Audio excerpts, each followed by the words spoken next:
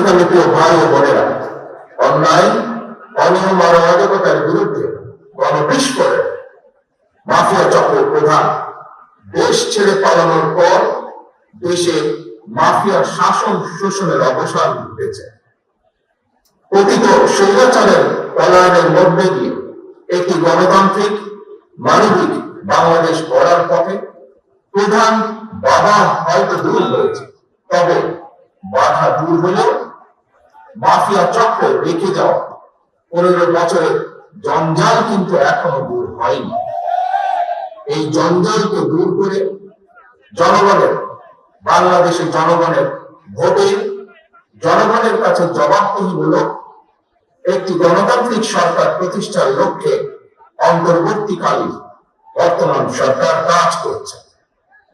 তবে মাফিয়া চক্রের প্রধান দেশ ছেড়ে পালালেও মাফিয়া চক্রের বেনিফিশিয়ারি অপশক্তি প্রশাসনের ভেতরে থেকে কিংবা রাজনীতির ছদ্মবরণে অন্তর্বর্তীকালীন সরকারকে চ্যালেঞ্জ ছুড়ে দেওয়ার অপচেষ্টা কিন্তু অব্যাহত রেখেছে। প্রিয় দেশবাসী, ভাই ও বোনেরা, বর্তমান অন্তর্বর্তীকালীন সরকার হাজারো শহীদের রক্তের বিনিময় লক্ষ কোটি জনতা গণ অভ্যুত্থানের ফসল। এই সরকারের কোন কোন কার্যক্রম সকলের কাছে হয়তো সাফল্য হিসাবে বিবেচিত নাও হতে পারে, কিন্তু এটি আমাদের প্রত্যেককে মনে রাখতে হবে, এই সরকারের ব্যর্থতা আমাদের সকলের ব্যর্থতা, বাংলাদেশের পক্ষে গণতান্ত্রিক জনগণের ব্যর্থতা। সুতরাং এই অন্তর্বর্তীকালীন সরকারকে কোনোভাবেই ব্যর্থ হতে দেওয়া যাবে না। দেশে বিদেশে থেকে নানা রকমের উস্কানিতে জনগণ অন্তর্বর্তীকালীন সরকারকে ব্যর্থ হতে দেবে না।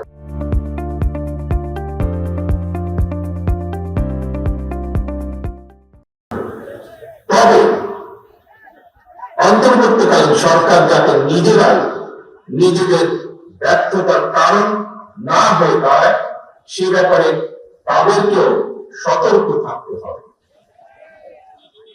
বাংলাদেশ কিংবা যে কোনো দেশে গণ অভ্যুত্থানের মাধ্যমে গঠিত সরকার অবশ্যই জনগণের সরকার। তাই জনগণ অন্তর্বর্তীকালীন সরকারের প্রতি সহযোগিতা অব্যাহত রেখেছে, রাখবে। তবে কোন এক পর্যায়ে অন্তর্বর্তীকালীন সরকারের জবাবদিহিতাও কিন্তু নির্বাচিত সংসদের মাধ্যমে নিশ্চিত করা হয়। সুতরাং জনগণের রাজনৈতিক ক্ষমতায়নের মাধ্যমে একটি নির্বাচিত সংসদ এবং সরকার প্রতিষ্ঠায় অন্তর্বর্তীকালীন সরকারের সকল সংস্কার কার্যক্রমের প্রথম এবং প্রধান টার্গেট হওয়া জরুরি। এজন্যই আমরা মনে করি অগ্রাধিকার ভিত্তিতে জনগণের ভোটে নির্বাচিত প্রতিনিধিদের দ্বারা জবাবদিহিমূলক সরকার এবং সংসদ প্রতিষ্ঠার লক্ষ্যকে সামনে রেখে সংস্কার কার্যক্রম এগিয়ে নেওয়া দরকার।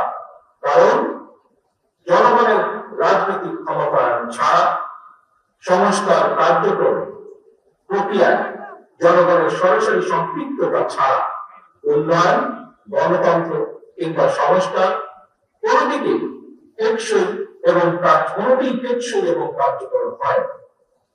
একটি অবাধ, সুষ্ঠু এবং নিরপেক্ষ নির্বাচনের মাধ্যমে প্রতিটি ভোটারের ভোট প্রদানের অধিকার নিশ্চিত করে ভোটারদের কাঙ্ক্ষিত প্রতিনিধি নির্বাচন করার অধিকার প্রতিষ্ঠার মাধ্যমে জনগণের রাজনৈতিক ক্ষমতা নিশ্চিত করা সম্ভব।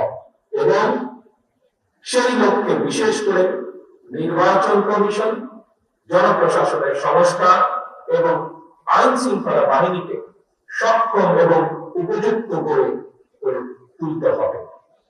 অগ্রাধিকার ভিত্তিতে পদক্ষেপ নিতে হবে। অন্তর্বর্তীকালীন সরকার ইতিমধ্যে বেশ কিছু ক্ষেত্রে সংস্কার কার্যক্রম হাতে নিয়েছে। তবে আমরা মনে করি অন্তর্বর্তীকালীন সরকার এজেন্ডা সেটিং এর ক্ষেত্রে অগ্রাধিকার ভিত্তি নির্ধারণ করতে না পারলে গণ অভ্যুত্থানের সাফল্য ব্যাহত করতে ষড়যন্ত্রকারী নানা চক্র সুযোগ গ্রহণ করতে পারে।